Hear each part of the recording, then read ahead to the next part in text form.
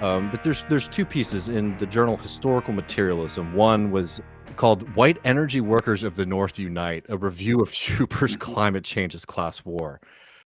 Well, you wrote a response to it too, and we'll link these below for people to read if they want to later. Called "The Professional Class Vanguard of Climate Justice: A Response to Michael Levine's Review of Climate Change's Class War: Building Socialism on a Warming Planet." And like, I wanted to like dig into these two pieces a little bit with you, Matt, because you know we've been really influenced by your work, and like we indirectly get these criticisms now too. So I think it's worthwhile. Sorry about that. Yeah, happy to do it. It's like going to the gym. You know what I mean? It's resistance training.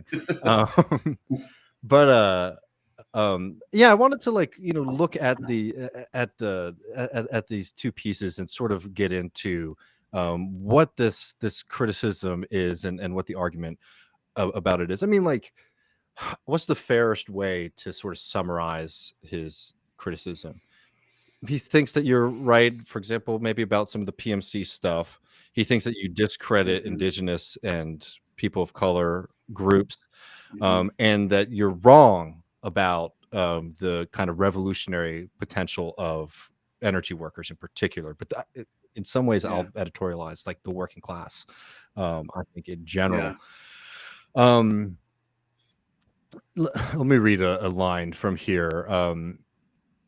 The Green New Deal, this Green New Deal argument, my parentheses, requires neither his theory, Matt Huber's theory of proletarian ecology, nor his argument that energy workers will be the vanguard of an energy transition, which are far less convincing. And basically what he's arguing here is that he thinks that maybe like a Green New Deal style policy is preferable, right? That you need to do it. But this idea that the working class is going to maybe be the vanguard, in particular, like the energy working class is going to be the vanguard. He has some qualms about. I mean, could you respond to that challenge a little bit? Why is it that it's not just that we have the policies that we like, but we also need the class? Yeah, so I think he I mean, it depends on what we mean by working class in this scenario, because I do think my argument is like sort of two-pronged. Like there has to be a Green New Deal that's sort of delivering, like mass material gains to the whole working class under the banner of climate action that would actually sort of stitch together popular support for climate action. So, like public housing, transit, cheaper electricity, every working class person can see why that's attractive to them. But the other part of my argument is we need a much more focused strategy in the labor movement, in the union movement, that's like actually targeted towards the sectors we need to transform. And I talk about electricity. I think since I've written the book, I've realized it's really more about the broader building trades that are going to really be the workers that would build this new energy infrastructure. And it seems that Levine's main contestation is that argument, sure, universal public goods for the working class, but like this sort of narrow labor movement focus, union focus on the energy workers is a real problem.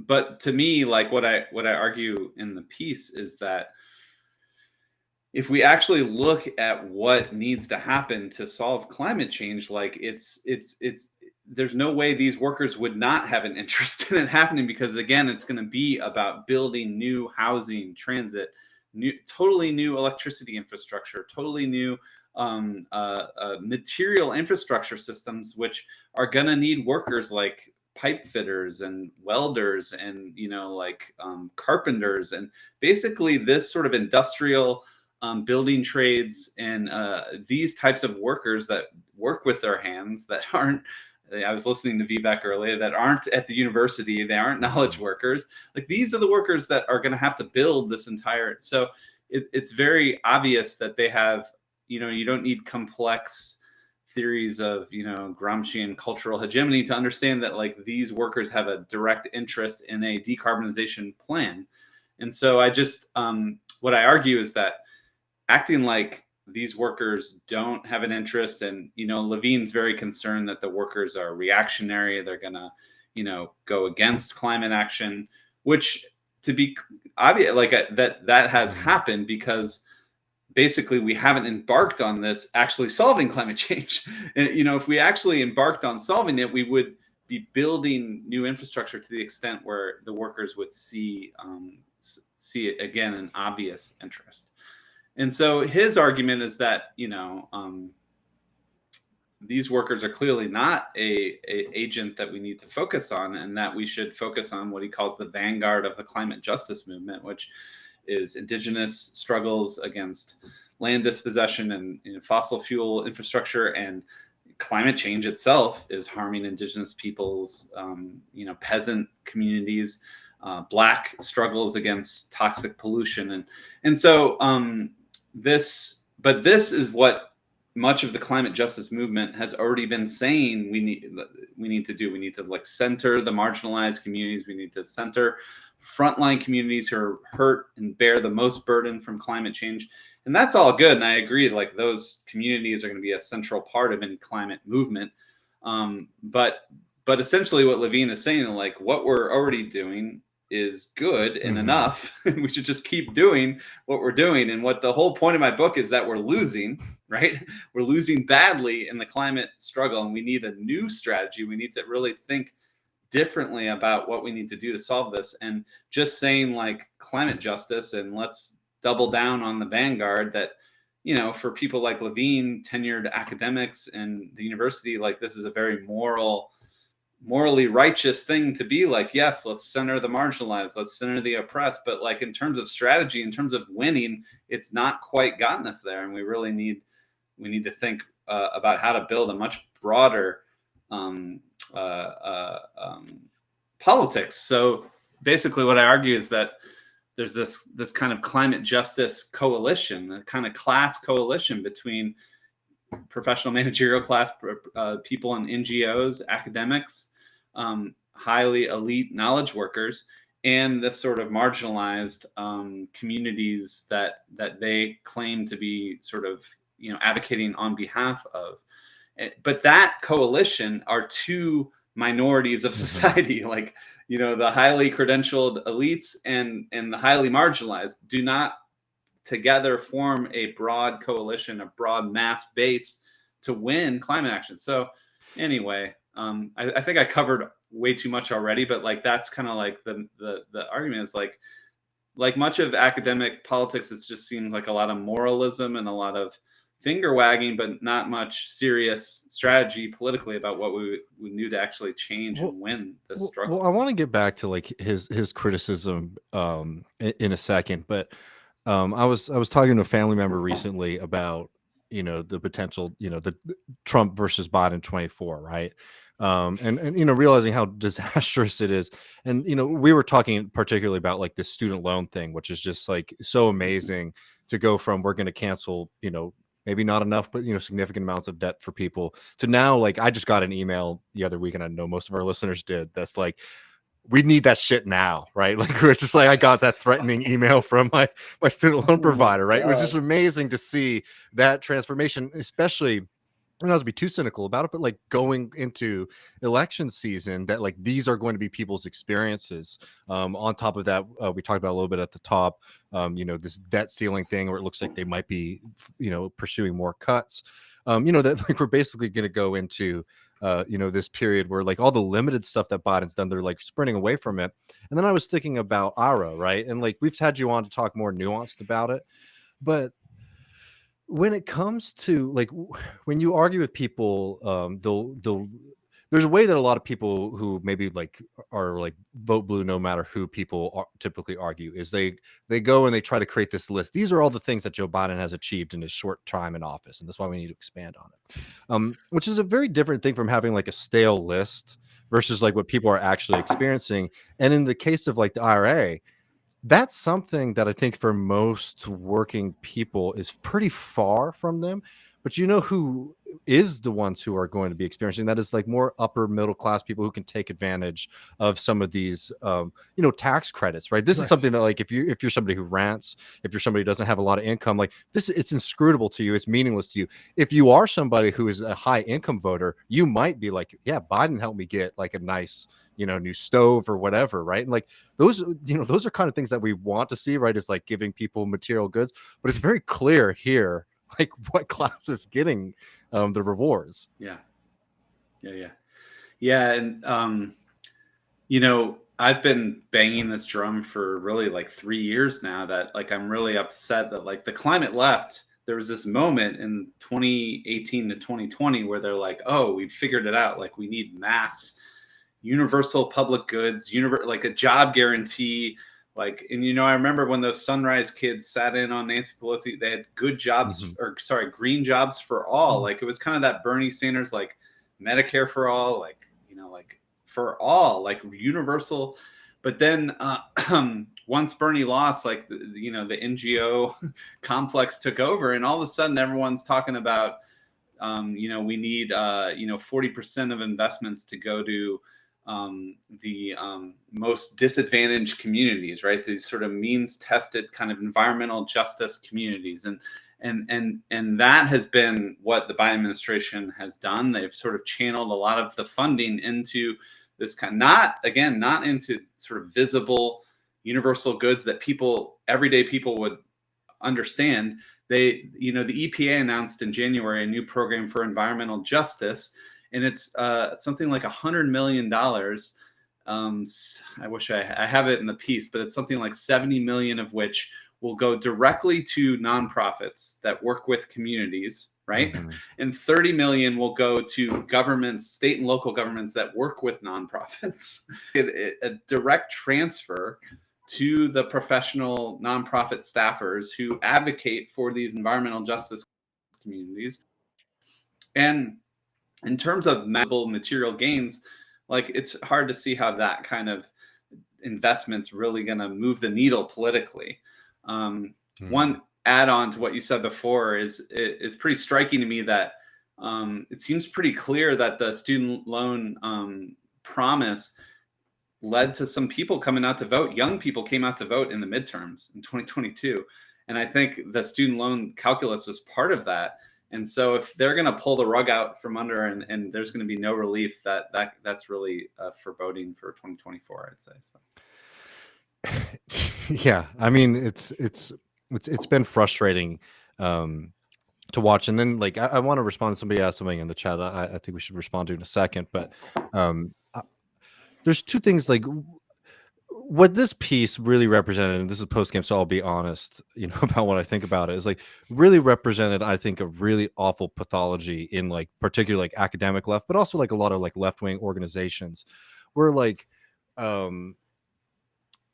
I mean, basically, like the criticism here is that there's too many white workers in the energy working class and in the industrial working class, which I find strange. And we'll get to, because I think your point on the data is excellent. But I will just say one thing that always just like drives me nuts. Maybe it's me being parochial as like a Texan and a Southerner, right?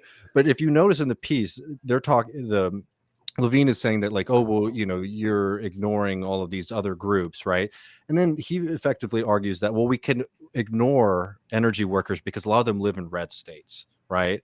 When if you look at this country, if you're talking about these groups that they're supposedly championing, like people of color, when you're talking about red states, you're talking about people of color, right? If you're talking about Texas is a minority white state. Very different from a lot of the country on that. And I'm assuming, I'm sorry, when we talk about energy, like that's what I'm usually expecting people are talking about, right? So when you're saying like, well, we're going to ignore them because they're red state, you're doing a similar kind, like the thing that they're laying on your feet, I think they're doing too, when they say like, oh, we're going to ignore large sections of this country effectively in part of our coalition that we need to win because they live in quote unquote red states. But let me read from your response here, because I think this data is really important. Because he makes the argument about how many white workers there are in the energy industry. And this is from your piece in response. On the question of race, his claim, Levien, that electrical workers are 83% white seems like the grounds for their dismissal and the basis for his frankly inflammatory and clickbaity title. Yet the data he marshals shows 77% of all workers are white.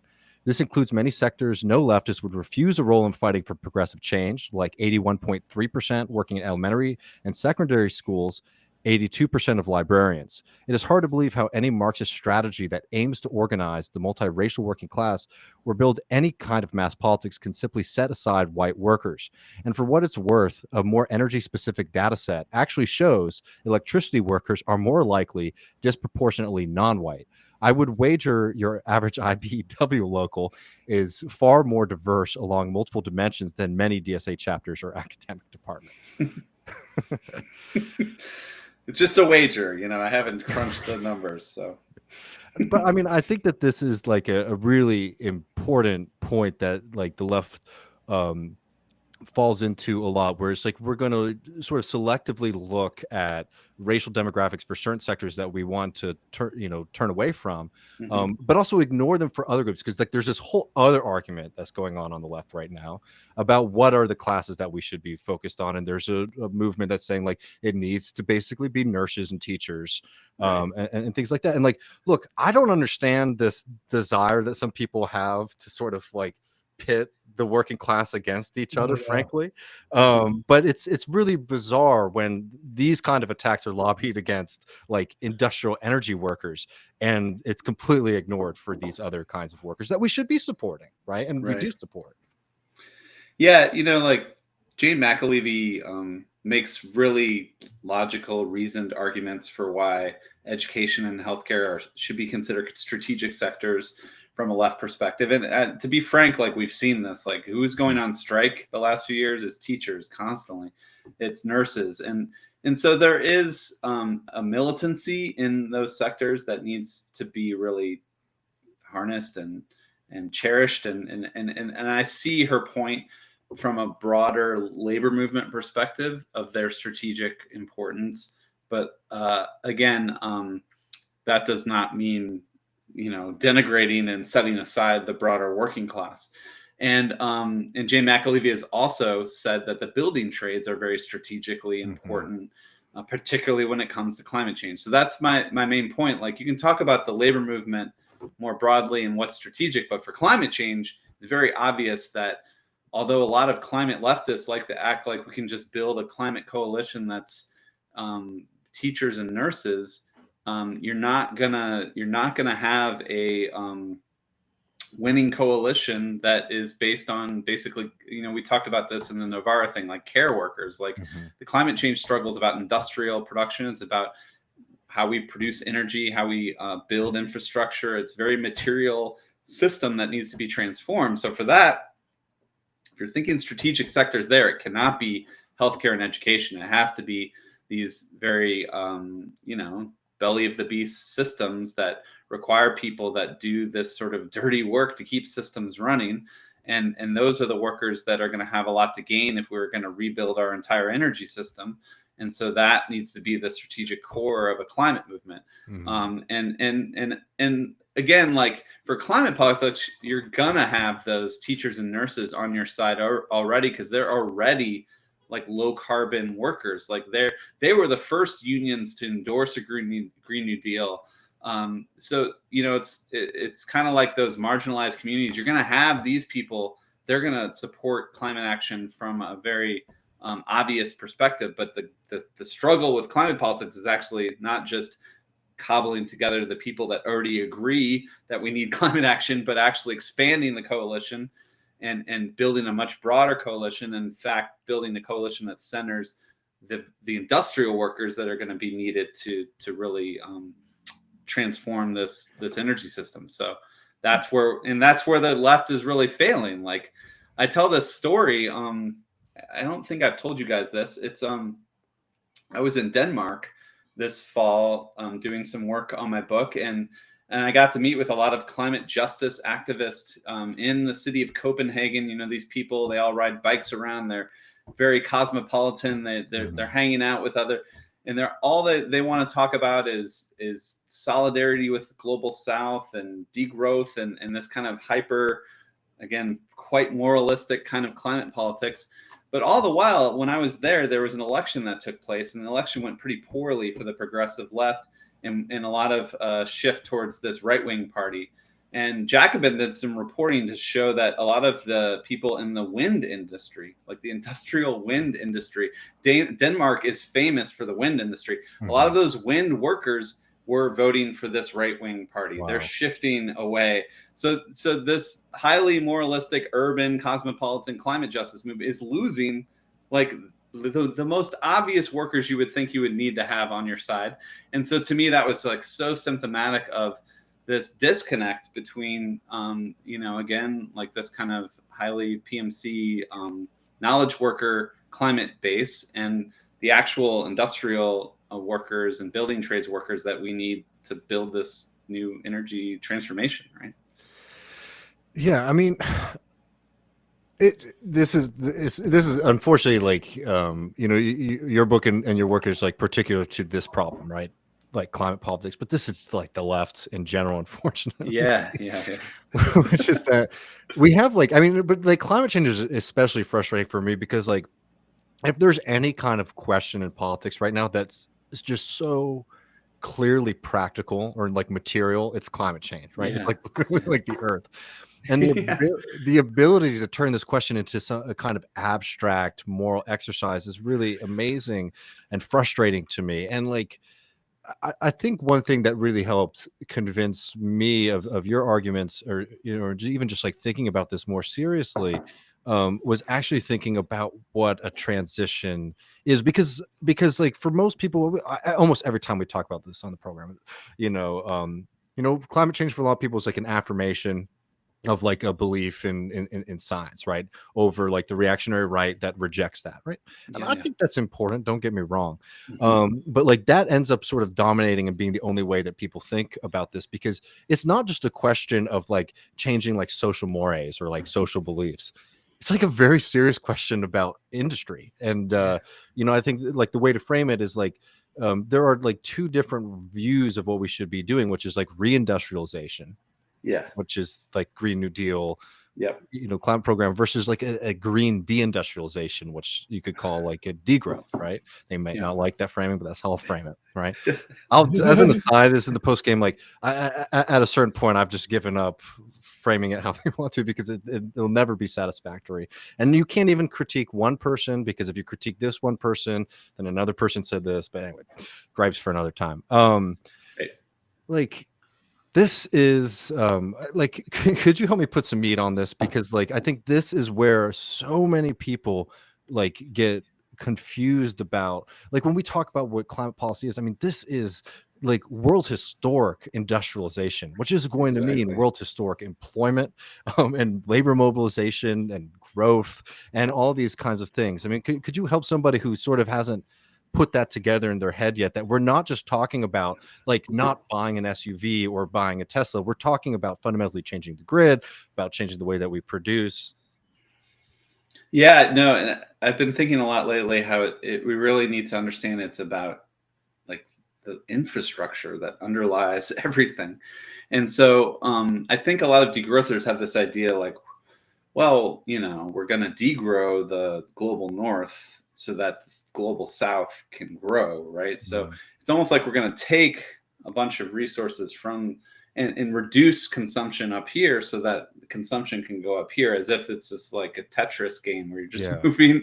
But fundamentally, what we need to do is actually, in the global north, we need to completely restructure the infrastructure. So that means building a whole lot of new stuff, right? It means totally new grid. It means totally new transit systems, housing systems. But even if, and I'm willing to entertain that restructuring could lead to a global north consuming less energy, which I think could be fine. Like public transit consumes less energy, and I think that would be more efficient. Like I actually think socialists should be for rational ecological planning, and we want to save resources. We don't want to just waste. So you know, like no if we Bitcoin mining under socialism. Sorry, friends. Like, you know? yeah, like we don't want, you know, public shared housing, dense cities, sharing, like this is what we want to move toward. You And know, so I was just sorry to cut you in there, but like when you said the Bitcoin thing, it reminds me Bukele had this like gold mountain utopian thing. MBS has his line. Then there really isn't like a utopian vision of what a left city. I mean, I feel like maybe people are starting to talk about this with like the 15-minute cities, which I Red haven't. Vienna maybe is the nice Right. way, Yes. but There yeah, you go. Yeah. Levien, Yeah. But there yeah, needs to be a little bit more of that. yeah. yeah. So even if you reduce the consumption from that restructuring, you can't take that reduction and just transfer it to the global south and say, now you have energy, go, right? Mhm. No, for the global south, you need to build a grid. They don't, a lot of countries in the global south don't have a grid, right? And the World Bank goes to them and says, how about a solar panel on your hut? And like, is that good? And a battery? No. Like they need like a total infrastructure investment that builds up these, you know, shared social systems that we call the electricity grid. And they also need like modern sanitation systems and plumbing systems and all this. So all that's going to require a whole lot of industrialization and building. And so on both accounts, actually, the idea that we can just sort of take from here and move it over there is not the case. We need to build infrastructure because this is an infrastructure crisis, and it requires in the global north completely restructuring it, in the global south just building an infrastructure that's not based on fossil fuels, so that people in the global south can have the, you know, amenities that we take for granted, like again, like electricity and sanitation and these things. So Between 101 and the 5. Ironically, Van Jones wrote a book called Green Industrial Revolution, which is what got him hired by Obama. I literally thought that was how we were going to get out of the 2008 financial crisis, but I guess CNN was too important. I mean, Van Jones, I remember watching Glenn Beck back in the day, and the Obama administration was controlled by Maoists and Leninists. It's like, if only. he got pushed out for some, Glenn Beck freak out. Yeah, Van Jones. Only to then go on like cable news and make apologies for people like Glenn Beck. Go back to Maoism, Van. Well, I'd like to open it up. I know there's one question that came up earlier, point that came up earlier that I'd like to address, and then we can open it up to the audience more at large. But like, we were just sort of talking about it, Matt. But like, if you could help me make this point, because like when I talk to a lot of people who maybe are like getting attracted to like degrowth, I think like, so like the industrial point and like the growth point, I think are pretty unassailable. Like what you were just saying, that like if we want to do these things, like if we want better standards of living for the global south, that's going to mean building a lot of stuff. It's not, you're not going to get that by subtracting from the global north, right? This idea that's 1 for 1 is just wrong. But the other thing, and like a lot of it is very moralistic, and Lee Phillips is maybe the guy to get on, because Lee Phillips is the one who will get mad at people for saying certain kinds of consumption are bad. Right? But I won't make you do that as much. But like, I would like to just ask you point blank, so we could sort of clear this air. Is there certain types of consumption and production that in your socialist society we might want to see reduced? Because one thing that frustrates me too is this idea that like, if we're saying that like, oh no, we don't accept degrowth as a philosophy, we're saying that like, no, we'll just continue doing what we're doing, forever, which is just, it's such an insane straw man, and unreflective of like the work that you do, or a lot of other people who make these kind of arguments. Yeah, it's one of the more frustrating interpretations of my argument, that I just want to maintain the so-called American way of life, which is the most capitalist and like privatized mode of living. And I don't want to say, I shouldn't have said mode of living, because it makes me think of the imperial mode of living. But it's entirely this, market-based, isolated, atomized, capitalist.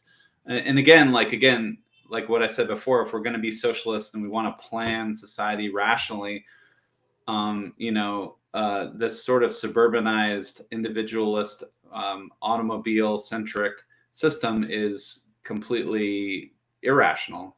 And so, socialists want to transform all of society. We don't, I think that degrowthers think I want to seize production so we can extend American consumption patterns to the whole world, which is no, we want to transform. Socialism is production for social need.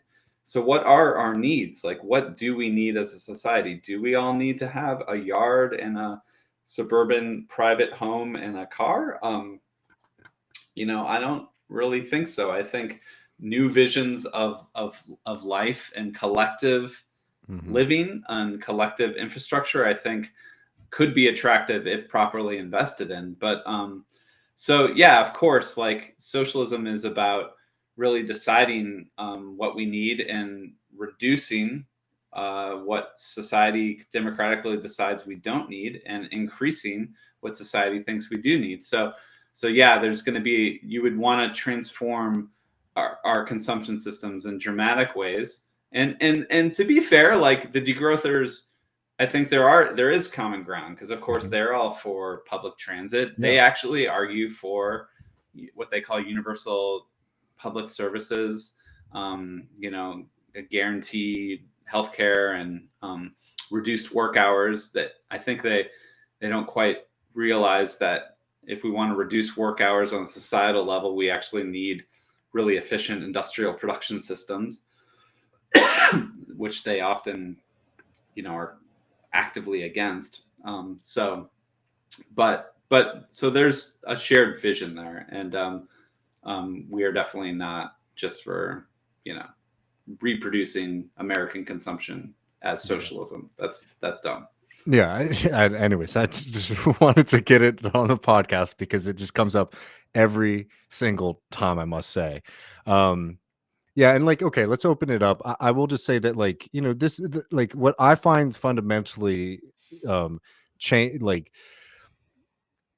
what Matt's talking about, what like I advocate is like we're like socialists, like we want to fundamentally change the way that we produce things and for whom we produce them, and like how we do that. And the way that you do that is by empowering working people, and the way that you do that is saying the way you're living right now is bad, right? And most people recognize it. Like you're seeing life expectancies declining in the United States. You're seeing people go hungry. Like you don't have to make a strong case for people that things need to change in this country. But there's a difference between, some of the things, and like in fairness, a little bit more of this, though sometimes it does come from like the actual proponents, is like more online anonymous weirdos who do these kinds of attacking and scolding of workers. But I saw like Richard Seymour, who's sort of making some of these arguments, basically presenting like in an argument for degrowth that like basically what we need to do is to change everyone's like values and like their personal ideology and convince them that this fairly, in my opinion, austere way of living, and a way that like really forecloses, in my opinion, a lot of like the hope of the future under socialism, which is this idea of like abundance, of like technological process and utilizing that for humanity, into like whatever this ideology is. And like, I guess what I'm saying is that like in general, even between like the stuff that Matt's proposing versus degrowth, as a socialist, right, we go through phases and things like that on the left. When you're seeing people start to say that like what we really need to do is change people's like ideology and the things that they want, versus saying we need to encourage people to have more power over their lives, like that should be like a little bit of a red flag for you. If it's this, or if it's some of the stuff we were talking about with Vivek earlier, a lot of these weirder issues on the left, I think, come out of this problem.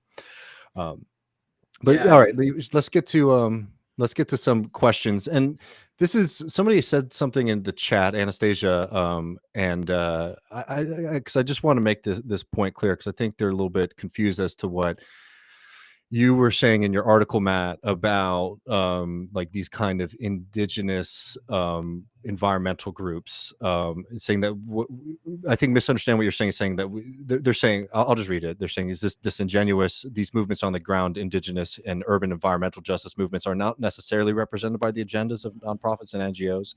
They do need to be supported. I don't know if that's like a fair understanding of what your point is there, right? Yeah, no, and they do need to be supported. And I would argue a lot of them should be seen as working class movements, because they're over the bodily survival. Like, these communities are being poisoned. They're having their land taken. They're having their water taken. And I should have said it more clearly, is what I argue in the piece is that there's this climate justice coalition with the NGOs and the academics and these marginalized communities. And most of the gains from that coalition are going to the NGOs and to the academics. And these marginalized communities are still suffering for the most part. Like, I think I point out in the piece, like perhaps the most heroic and incredible struggle was at Standing Rock. And they won for a brief moment, but then once Trump got in office, like that movement was completely crushed, and now the Dakota Access Pipeline carries and sometimes spills oil. So I cited a very prominent environmental justice activist that said, for all the attention that environmental justice has gotten, this goes a deep, long history. Like Bill Clinton signed an executive order about environmental justice in 1994, and after decades of liberal attention and centering this issue, the scholar, they say that basically like the statistics show that communities of color and marginalized communities are still disproportionately exposed to toxic hazards way more than others. And so in terms of like material benefits, like they're actually not seeing the needle moved on their behalf very, very clearly. And the people that are seeing the needle moved are the academics and the NGOs who are getting the tenure track jobs. They're getting the money and the grants from the EPA. But what I would say is that if we want to, so what environmental justice struggles and indigenous struggles, who are they fighting, right? They're often fighting capital, right? It was a capitalist company that wanted to build the Dakota Access Pipeline. It's capitalists that want to dump toxic waste into particular communities. And so if we want to win for those struggles, we need to think about a strategy and a politics that can confront the power of capital on a large scale. So I actually think if environmental justice struggles, indigenous struggles, if they really want to win, we need a broader working class politics that actually could build the power to take on capital. And if we can do that, we could actually move the needle for those communities and actually deliver material benefits for them. Because unfortunately, we lack this power. And when we lack this power, you get these NGOs and academics who just moralize about their struggle as being important and see all the gains flow to them, and these marginalized communities continue to suffer. So that actually, I kind of ranted there for a bit, but I think that's a really important question, and I'm glad it got raised. No. Yeah, I think it's like you said, like you have to understand them and then engage them like working class movements, because I think like look at Black Lives Matter, the street movement versus the NGO class. Like there's a clear tension there. And unless you're very clear about that sort of thing, I think that is like just the structure of American society and how things get done. That's like the tendency it's going to follow.